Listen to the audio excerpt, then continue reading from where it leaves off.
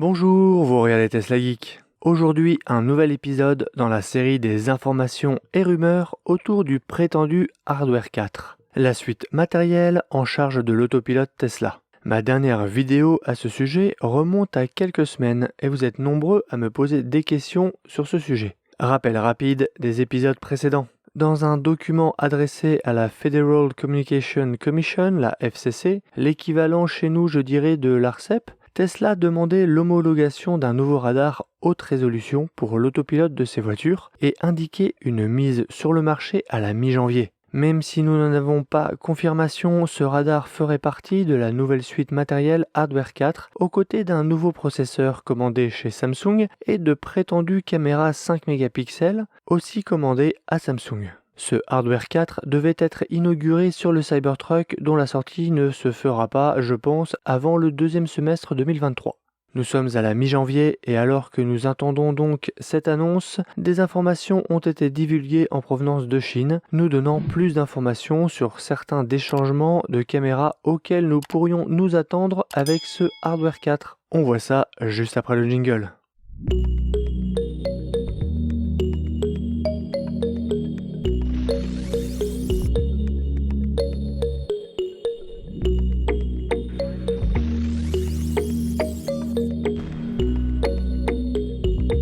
Selon un document interne de la Giga Shanghai partagé sur Twitter par Chris Zheng, à qui on doit déjà quelques fuites et rumeurs dont la plupart des plus récentes ne sont pas encore réalisées, le bloc de caméras orienté vers l'avant verra un changement de sa configuration actuelle à 3 caméras à une nouvelle à 2 caméras. Selon Zheng, cela est dû à la densité de pixels et au champ de vision des nouvelles caméras utilisées, les fameuses 5 mégapixels, qui représentent une amélioration significative par rapport aux 1,2 mégapixels actuels. Ces caméras à 5 mégapixels, on en avait déjà parlé fin 2022. Les caméras des modèles 3 et Y en Amérique du Nord avaient une forme un peu différente, laissant penser qu'il s'agissait déjà de ces nouvelles caméras. Mais après avoir mené mon enquête, j'en ai conclu qu'il n'en était rien.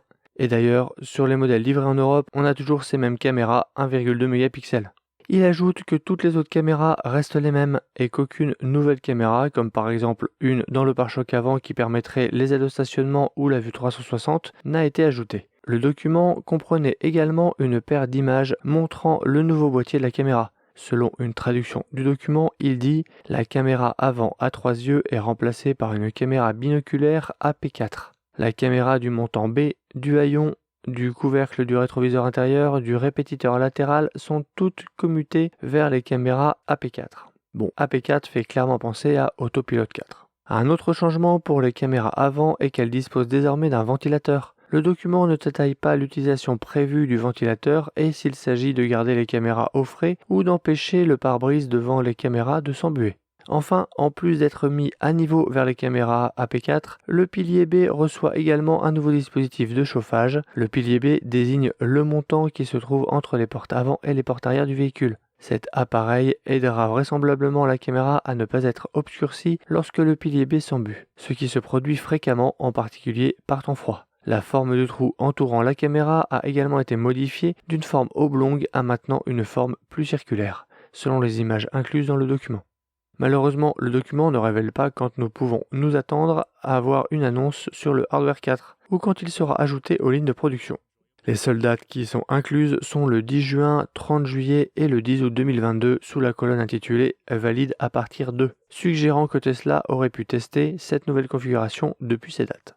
On pense immédiatement aux Tesla Muni du camouflage qui ont été vus en Californie il y a quelques semaines. Pour autant, celles-ci n'avaient pas de camouflage au niveau des caméras dont il est question ici, mais des pare-chocs avant et arrière. Voilà pour les dernières infos, si on peut qualifier ça d'infos sur le sujet.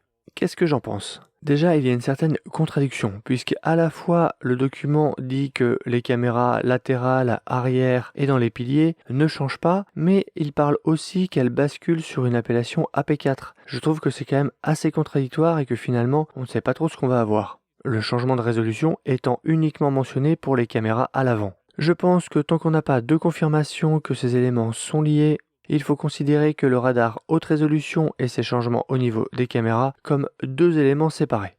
Le retour du radar pour l'autopilote serait interprété comme une rupture technologique et conceptuelle de l'autopilote Tesla qui mériterait sûrement de passer à une nouvelle suite matérielle et pourrait être réservée à une partie seulement de la gamme.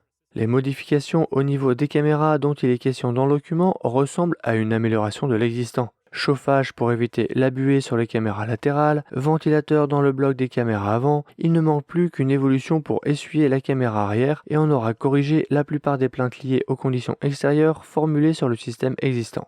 Quant au bloc de caméra avant, le passage de la résolution 1,2 mégapixels à 5 mégapixels pourrait aussi être dicté par une évolution de l'industrie des capteurs optiques. 1,2 mégapixels, c'est quand même peu en 2023. Regardez les smartphones.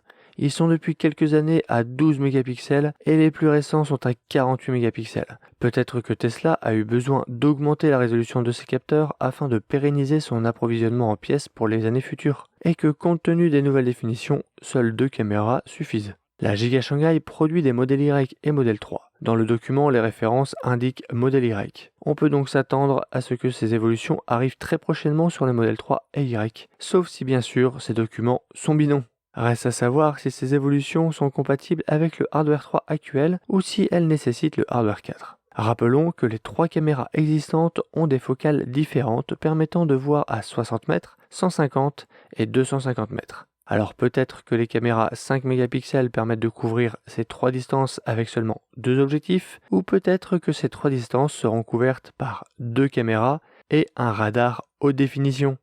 Voilà où j'en suis dans ma réflexion à ce sujet. Je n'ai pas de certitude et vous partage mes réflexions pour vous permettre à vous aussi de vous faire votre avis. Alors n'hésitez pas à me partager vos réflexions à ce sujet en commentaire. Alors selon vous, hardware 4 dès janvier avec nouveau radar et ses nouveautés, ou au contraire toujours du hardware 3 mais avec les nouvelles caméras et évolutions?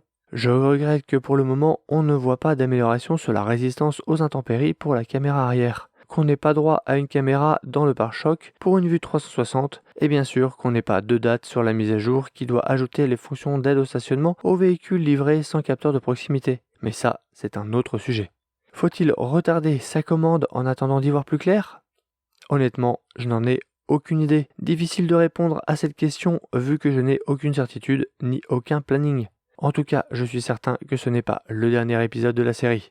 Sur un autre sujet, j'ai un abonné qui tient de son TA que son modèle Y Propulsion aura 7 chevaux fiscaux au lieu des 6 chevaux actuels. Il a reçu son VIN, celui-ci est bien un Y chinois. Alors, est-ce que les nouveaux moteurs dont j'ai parlé dans une précédente vidéo, je crois que c'était celle-ci, vont être montés en production ou est-ce une erreur de son TA? Réponse dès qu'on aura sa carte grise. N'hésitez pas à vous abonner pour ne pas rater mes prochaines vidéos. Je serai en live mercredi pour fêter les 20 000 abonnés. On parlera de la chaîne, de son avenir. On fera une rétrospective de 2022 autour des 5 sujets qui vous ont les plus passionnés. Et ensuite, je répondrai à vos questions. La soirée sera arrosée de cadeaux grâce à Green Drive et à leur dotation très généreuse de 800 € de lot. Alors, je vous conseille de réviser les vidéos Tesla Geek si vous voulez maximiser vos chances de gagner un lot. Donc, c'est mercredi 25 janvier à 21 h. J'espère que vous serez nombreux à me rejoindre et qu'on passera tous un bon moment ensemble. Et je vous dis à bientôt pour une prochaine vidéo. Si tu as aimé cette vidéo ou que tu veux soutenir la chaîne, mets un like. Tu peux t'abonner pour recevoir les notifications de mes prochaines vidéos et aider la chaîne à être mieux référencée. N'hésite pas à donner ton avis en commentaire. À bientôt!